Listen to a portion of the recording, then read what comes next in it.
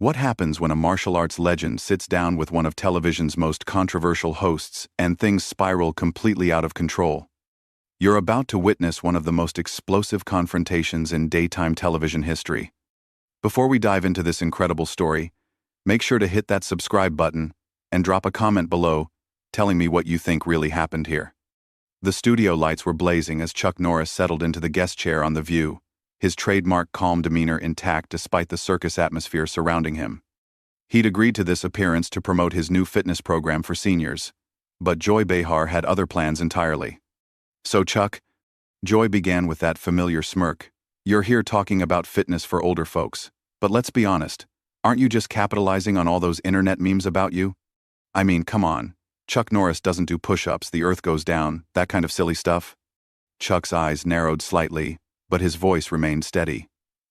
"Joy, I've dedicated my life to helping people improve themselves through martial arts and fitness. If some humor helps spread that message, I'm fine with it." "But, seriously," Joy pressed on, leaning forward with obvious glee, "don't you think it's a little ridiculous? A grown man in his 80s, still pretending to be some kind of superhero? When do you plan on hanging up the karate uniform and accepting reality?" The other hosts shifted uncomfortably. Sunny Hostin cleared her throat. "Joy, maybe we should focus on Chuck's actual program." No, Joy waved her off dismissively. "I think our viewers deserve some honesty here.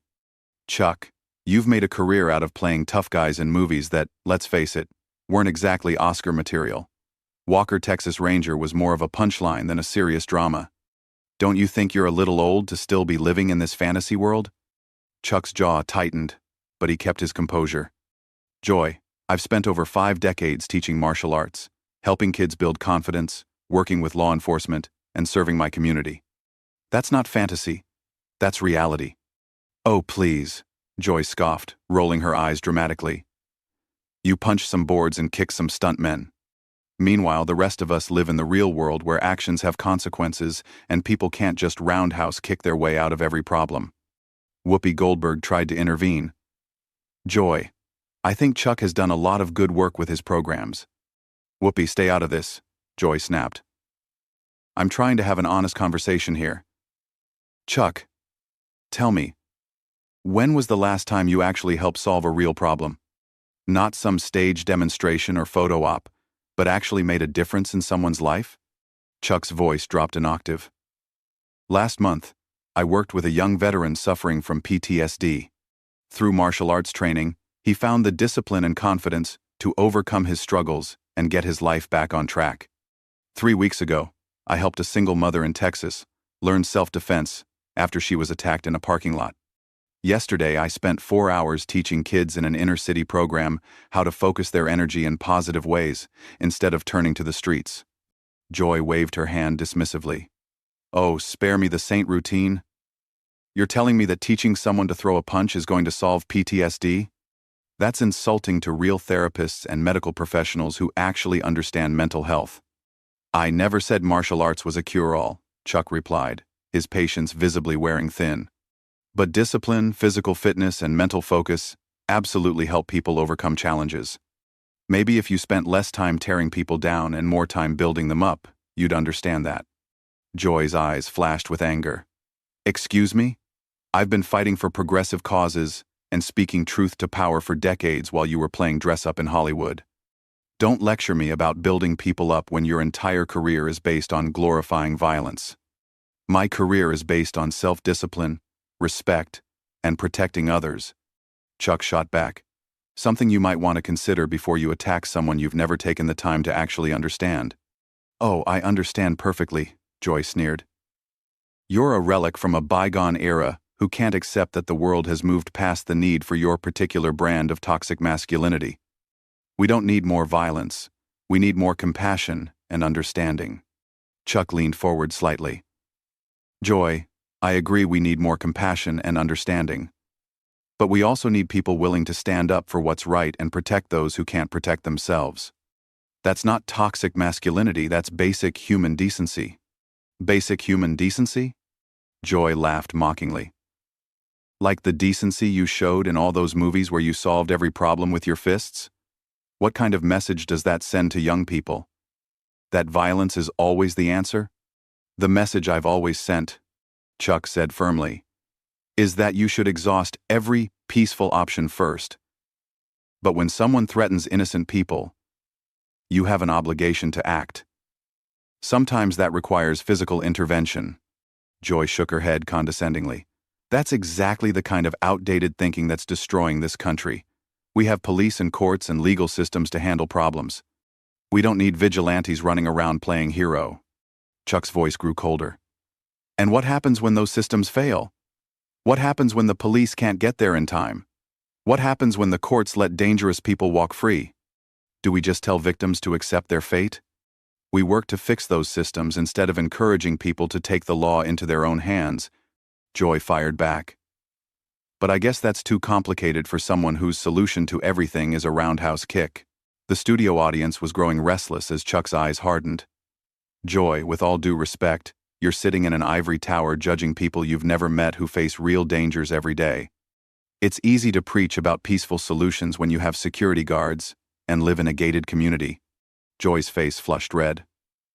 Don't you dare make assumptions about my life. I've worked my way up in this industry, dealing with discrimination and harassment that you could never imagine. I don't need some washed-up action star lecturing me about the real world. Then stop lecturing everyone else, Chuck replied evenly. You invited me here supposedly to talk about helping seniors stay healthy and active, but instead you're using this platform to push your political agenda and attack my character. My political agenda? Joy's voice rose sharply. My agenda is trying to move this country away from the gun violence and toxic masculinity that people like you have been promoting for decades. Every time some angry man decides to settle his problems with violence, he's following the Chuck Norris playbook. The other hosts looked mortified. Sarah Haynes attempted to change the subject. Chuck, maybe you could tell us about some of the specific exercises in your new program. No, Sarah, Chuck said, never taking his eyes off Joy. I think Joy has something she wants to get off her chest. Let her finish. Joy leaned back with satisfaction. Fine. You want honesty? Here at Island, you represent everything that's wrong with American masculinity. This idea that strength means domination, that real men solve problems through force, that showing emotion or vulnerability makes you weak. Young boys grow up watching your movies and think that's what being a man means. Chuck's voice remained steady, but his knuckles were white as he gripped the arm of his chair. Joy, in every movie, every television show, every public appearance I've made, I've emphasized honor, discipline, protecting the innocent, and using violence only as a last resort. If you actually watched any of my work instead of just repeating talking points, you'd know that. Oh, I've seen enough, Joy dismissed. Walker, Texas Ranger, where you played a cop who broke the rules whenever it suited him and always ended up in a fight scene. Missing in Action, where you solved international conflicts by shooting your way through them. Your entire filmography is a manual for toxic behavior. Chuck stood up slowly from his chair. The studio went dead silent. Joy, I'm going to say this once. You can attack my movies. You can attack my career. You can even attack me personally. But don't you dare suggest that I've encouraged violence or hurt children. I've spent my entire adult life working with kids, teaching them discipline, respect, and self-control. Joy remained seated, but her voice got louder. Sit down, Chuck. You're proving my point right now. A woman challenges your outdated worldview, and your immediate response is to try to intimidate her by standing up and looming over me. I stood up because what you just said was a lie, and I won't sit here and let you spread it. Chuck replied firmly. But since you want to talk about intimidation, let's discuss how you've spent the last 10 minutes trying to humiliate a guest on your show for no reason other than your own entertainment. Whoopi tried desperately to regain control. Okay, everyone, let's take a step back here. No, Whoopi, Joy snapped without looking away from Chuck. I want to finish this conversation. Chuck, answer me this. When young men commit acts of violence, when they think the solution to their problems is to hurt someone, where do you think they learned that behavior? From sensitive, thoughtful media, or from decades of action movies that glorify violence? Chuck's voice grew dangerously quiet. They learned it from a culture that abandoned personal responsibility, that stopped teaching right from wrong, and that replaced strong male role models with celebrities and social media influencers who have never faced real adversity or taken responsibility for anything in their lives. Joy laughed mockingly. Strong male role models? You mean like the character who solved every problem by beating people up? That's your idea of a role model? My idea of a role model, Chuck said, taking a step closer to Joy's desk, is someone who stands up for people who can't defend themselves, who faces danger to protect others, who maintains their principles even when it's difficult, and who takes responsibility for their actions, everything you seem to despise. Joy finally showed a flicker of uncertainty as Chuck moved closer, but she pressed on. What I despise is the glorification of violence and the toxic idea that might makes right. We're supposed to be an evolved society, Chuck, not some Wild West fantasy where the fastest gun wins every argument. And yet here you are, Chuck said, his voice now barely above a whisper but carrying clearly through the silent studio. Using your platform to bully and attack someone you disagree with. Tell me, Joy, how is what you're doing right now any different from the behavior you claim to hate? You're using your power to try to humiliate someone. The only difference is you're using words instead of fists. Joy's mouth opened and closed for a moment before she found her voice. That's not the same thing at all. I'm holding you accountable for the damage your career has done to our culture. No, Chuck said quietly. You're grandstanding for your audience at my expense. You invited me here under false pretenses so you could ambush me with prepared talking points. You've twisted my words, misrepresented my work, and made personal attacks all while hiding behind the claim that you're fighting for some greater good. The camera operators were frantically adjusting their angles as Joy stood up from behind the desk, bringing herself closer to Chuck's eye level. I don't need to twist anything, Chuck. Your actions speak for themselves. 30 years of movies where violence was always the answer, where women were prizes to be won, where complex problems were solved with simple force. Chuck shook his head slowly. You really haven't watched a single thing I've done, have you? In Walker, Texas Ranger, my character repeatedly chose talking over fighting, worked within the legal system, and showed more emotional vulnerability than most male characters on television at the time. But you don't care about facts, do you, Joy? You care about the narrative. Joy's eyes blazed with defiance. Facts? The fact is that your entire career has been built on perpetuating harmful stereotypes about masculinity and violence. And now you're here, in your 80s, still trying to sell the same toxic message to vulnerable seniors who should be focusing on peace and reflection, not learning how to hurt people. That was the final straw. Chuck's legendary composure finally shattered as his voice exploded through the studio. Enough! The word came out with such force that Joy actually took a step backward, her eyes widening in genuine shock. I have sat here for 15 minutes listening to you attack everything I've worked for my entire life based on nothing but your own prejudice and ignorance. The entire studio fell into stunned silence. Even the camera operator stopped moving. Chuck's chest was heaving as decades of controlled emotion finally broke free. You want to know what's toxic, Joy? Chuck's voice was still raised but now carried a tremor of genuine anger. What's toxic is using your platform to tear down people who have dedicated their lives to helping others. What's toxic is spreading lies about someone's work without ever bothering to learn the truth. What's toxic is sitting in judgment of people who have actually put themselves in harm's way to protect others while you've never faced anything more dangerous than a bad review. Joy tried to interrupt. Chuck, you need to calm down and... No.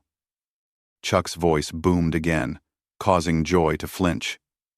You don't get to tell me to calm down after spending the last 20 minutes trying to destroy my reputation on national television. You want to see the real Chuck Norris? This is it. I'm a man who has had enough of bullies like you who think your opinions matter more than other people's lives and work. Whoopi was frantically signaling to the producers. Chuck, please, let's just... Chuck whirled around to face her. Whoopi, with all due respect, your co-host has been allowed to run wild for too long. Someone needs to call her out for this behavior, and apparently that someone is going to be me. He turned back to Joy, who was now visibly shaken but trying to maintain her defiant posture. You said I represent toxic masculinity, Joy? Let me tell you what I actually represent. I represent a generation of men who were taught to protect women, not attack them. But you know what? You're not acting like someone who deserves protection right now. You're acting like a bully who has finally picked on the wrong person. Joy's voice was shakier now. You're threatening me on live television, Chuck. This is exactly what I was talking about. I'm not threatening you, Chuck said, his voice dropping to a menacing whisper that somehow carried more weight than his shouting. I'm educating you. You see, Joy, in all my years of martial arts training, I learned something very important about bullies. They keep pushing and pushing until someone finally pushes back. Well, congratulations. You found that someone. The other hosts sat frozen as Chuck continued. You said my movies taught people that violence is the answer? My movies taught people that there are consequences for actions. That good people sometimes have to stand up to bad people. That strength should be used to protect the innocent, not attack them. But you wouldn't know about any of that because you've never protected anyone in your life. Joy's face was red with a mixture of anger and embarrassment. I've fought for progressive causes my entire career. I've used my voice to speak out against injustice and inequality. Chuck laughed bitterly. You've used your voice to tear down anyone who doesn't agree with your narrow worldview. You call it fighting injustice, but what you really do is bully people from a position of safety. You attack people who can't fight back because they're on your show, in your territory, playing by your rules. He leaned forward, placing both hands on Joy's desk. But here's what you didn't count on, Joy. I don't play by your rules. I've been in real fights, faced real danger, and dealt with real bullies my entire life. And you know what I learned? Bullies like you only understand one thing. Joy's voice was barely audible. What's that? Chuck's eyes bored into hers as his voice became deadly calm. They understand strength. And right now, you're realizing that all your words, all your self-righteousness, all your platform privilege means absolutely nothing when you're faced with someone who refuses to be intimidated by you. The tension in the studio was suffocating. Security guards were moving closer, but Chuck ignored them completely, his attention focused entirely on Joy. You want to know the real difference between us, Joy? When I see someone in trouble, I help them. When I see injustice, I fight it. When I see someone being bullied, I protect them. But you create the trouble. You perpetuate the injustice. You are the bully. And today, for the first time in probably decades, someone is standing up to you. Joy's hands were trembling as she gripped her cards. Chuck, I think we should end this interview. Chuck straightened up slowly, a cold smile spreading across his face. Now you want to end it? After you got exactly what you wanted, a confrontation that would generate headlines and get people talking about your show? No, Joy.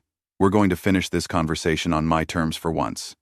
He turned to face the camera directly. Ladies and gentlemen, you've just witnessed something that doesn't happen very often in today's media landscape. Someone finally called out a bully for their behavior. Joy Behar invited me here today not to discuss my fitness program or help seniors live better lives, but to attack me personally for her own entertainment and political agenda. Joy tried once more to regain control. Chuck, that's not. Be quiet. Chuck's voice thundered through the studio one final time. You've had your turn to talk, Joy. Now it's mine. I want everyone watching to understand something very important. This is what courage looks like. Not the fake courage of attacking someone from a position of safety, but real courage. The courage to stand up to a bully, even when you're outnumbered, even when you're on their territory, even when they have all the power. Chuck's voice became steady and strong as he delivered his final words.